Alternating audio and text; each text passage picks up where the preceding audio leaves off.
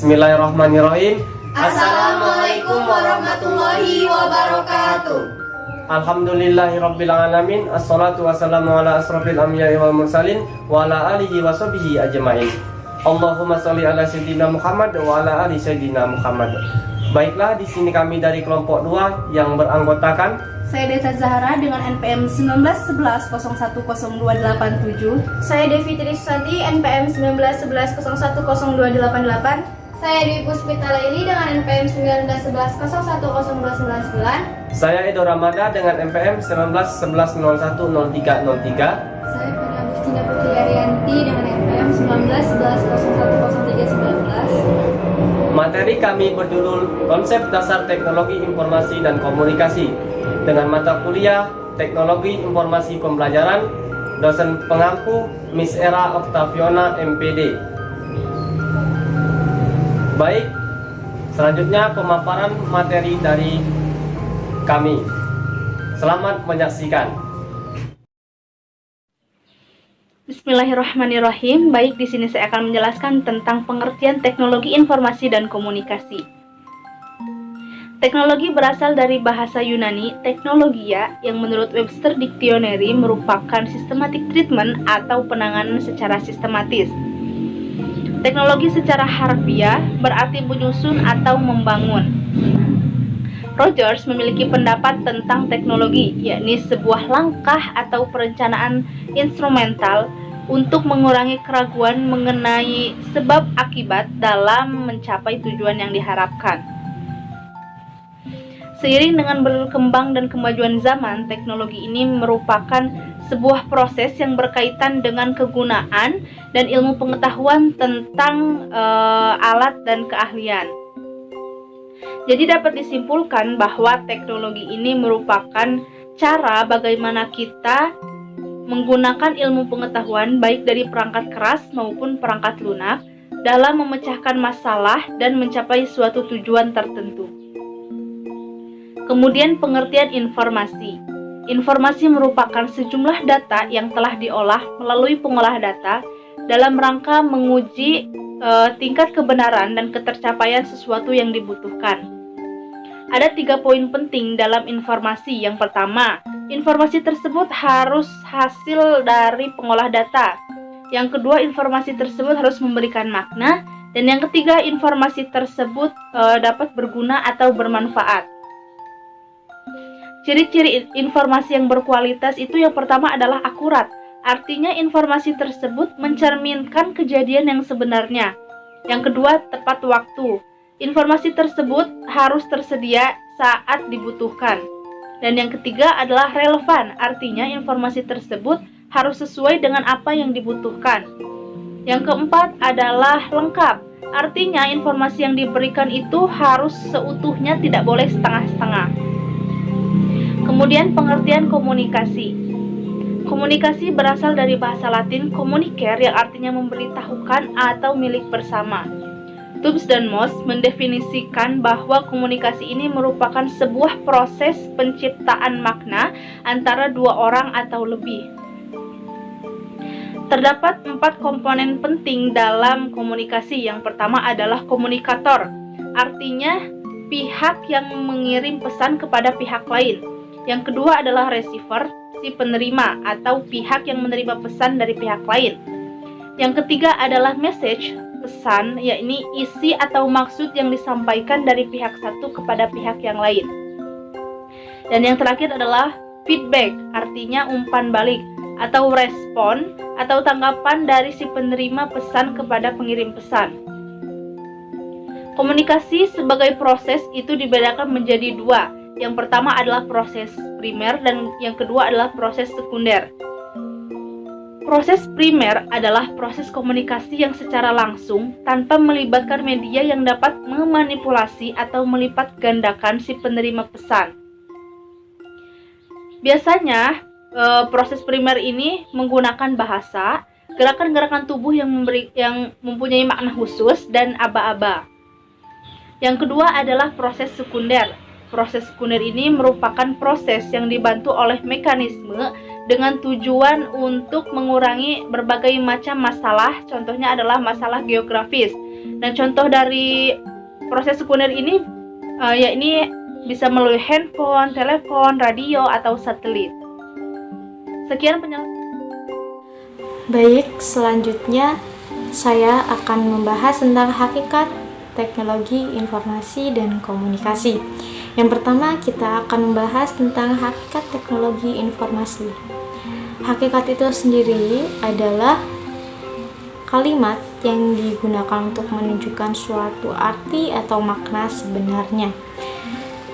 Jadi hakikat teknologi informasi dan komunikasi itu sendiri adalah makna atau arti atau makna yang paling dasar dari sebuah teknologi informasi dan komunikasi tersebut. Nah, teknologi informasi dan komunikasi itu sendiri artinya apa? Artinya adalah alat elektronik yang digunakan untuk menyimpan, kemudian menganalisis, kemudian mencari sebuah informasi dalam kehidupan kita sehari-hari, seperti contohnya kesehatan, berita, rekreasi, dan lain sebagainya. Contoh dalam kehidupan kita sehari-hari itu ketika kita misalkan nih, kita mau liburan dengan keluarga kita, kemudian kita bingung mana nih tempat yang bagus untuk kita berlibur, kita bisa mencari informasi tentang tempat itu di internet. Internet itu juga merupakan sebuah teknologi informasi, bukan hanya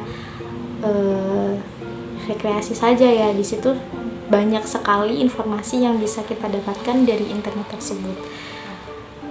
Kemudian jadi teknologi informasi itu adalah suatu alat yang membantu manusia atau kita dalam kehidupan sehari-hari untuk mencari, kemudian memperoleh, sama saja mencari dan memperoleh, menyimpan, dan menyebarkan suatu informasi. Kemudian yang selanjutnya, yang kedua itu adalah hakikat teknologi komunikasi. Teknologi komunikasi itu adalah suatu alat yang terdiri dari hardware dan software.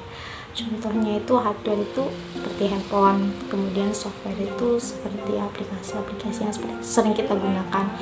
Contohnya itu WhatsApp, BBM, Line, dan lain-lain.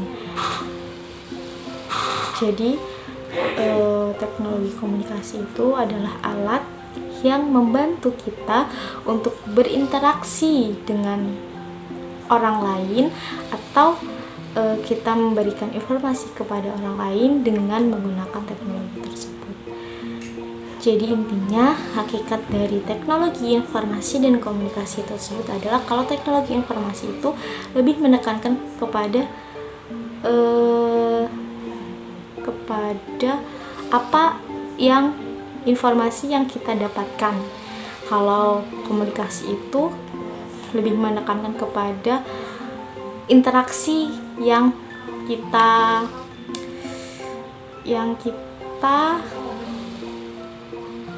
interaksi kita kepada orang lain atau kepada orang lain.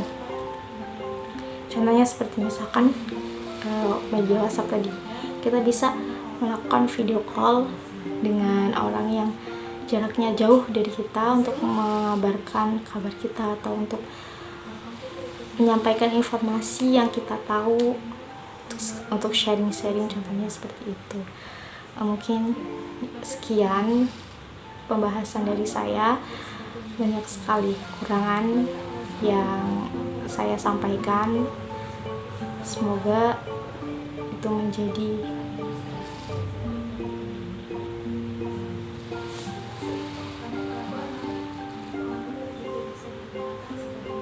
semoga apa yang saya sampaikan bisa bermanfaat, dan kita lanjut ke pembahasan yang selanjutnya. Baik, di sini saya akan menjelaskan tentang ruang lingkup teknologi informasi dan komunikasi. Menurut Puskur Kemendiknas, teknologi informasi dan komunikasi mencakup dua aspek. Yang pertama, teknologi informasi.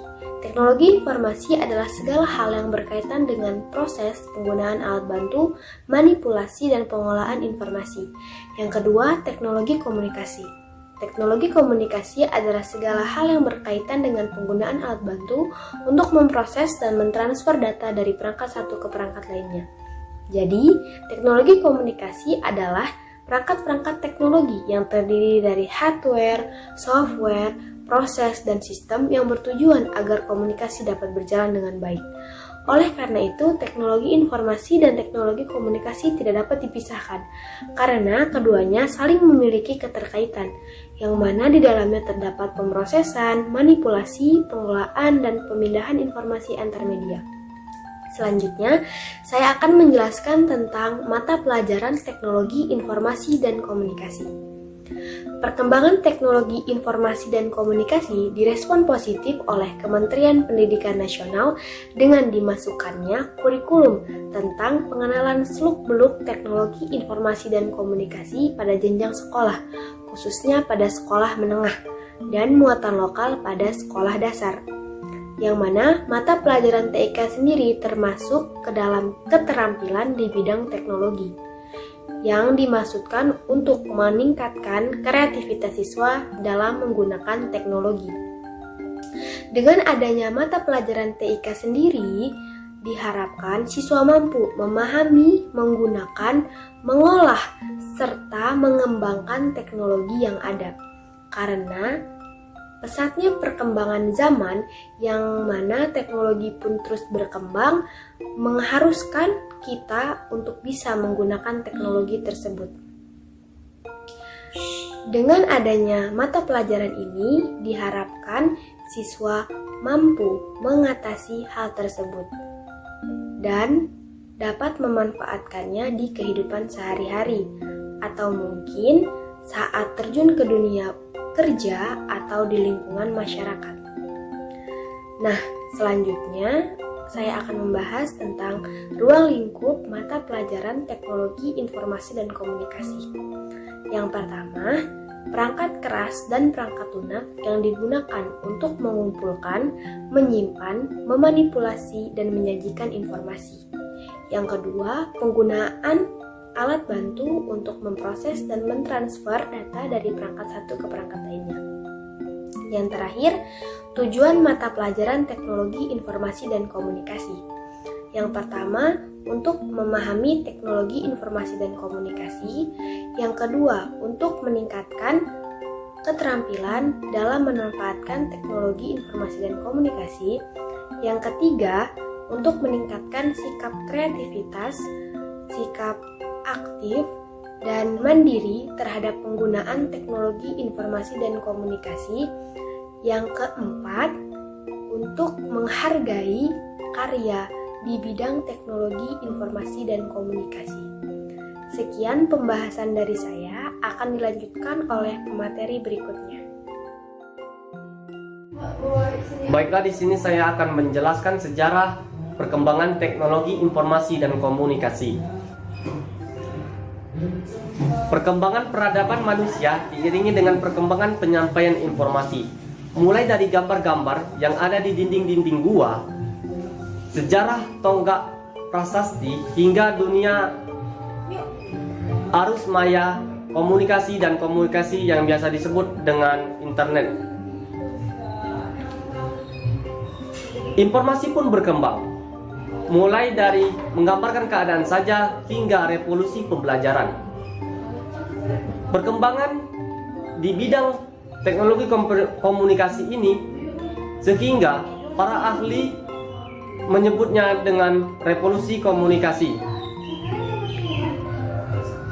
Perubahan ini didorong oleh berbagai penemuan di bidang teknologi.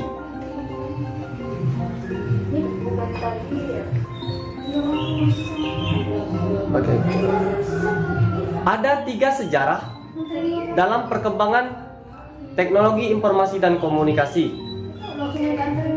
Yang pertama, masa prasejarah, yaitu awal abad hingga 3000 sebelum Masehi.